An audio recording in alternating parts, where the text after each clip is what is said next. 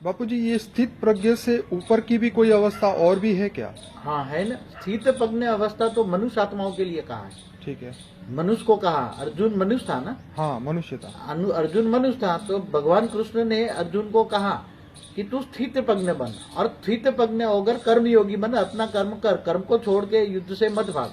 नहीं तो युद्ध तेरे को नहीं करेगा, तेरा कर्म नहीं करेगा तो तेरा विकर्म बनेगा, पाप बनेगा, तो तू नरक में जाएगा। तो कौन सी स्थिति इससे ऊपर की है? आत्मा की स्टेज जो है, अलग अलग स्टेजेज हैं। आत्मा जब हाई स्टेज हो जाती है, आत्मा को ज्ञान होता है, जब परमात्मा से कनेक्शन होता है, परमात्मा से पावर आता है, तो आत्मा स्वयं जैसे जीव शिव बन जाता है। क्या बोला? शिवोम शिवोम शिव, मैं शिव हूं, मैं शिव हूं, मैं शिव हूं।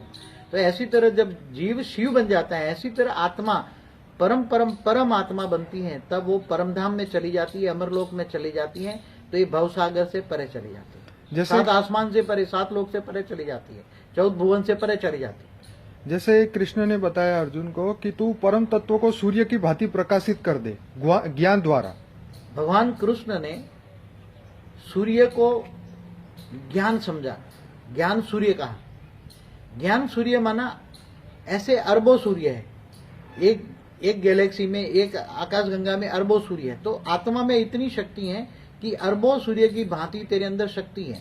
वो शक्ति को धारण कर, तो तू अरबों सूर्य की शक्ति तेरे अंदर आएगी, तो तू परम धाम में चला जाएगा। परम धाम में जाने के आत्मा परमात्मा बनती है, तब अरबों सूर्य की रोशनी आती है। क्या इसी से जीवन और मृत्यु से ऊपर जा सकता है इंसान?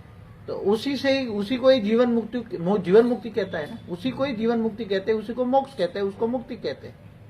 अमर लोक में जाना, परम धाम में जाना, वही तो मनुष्य का लक्ष्य होता है ना, वही लास्ट स्टेज है, आत्मा की लास्ट स्टेज है।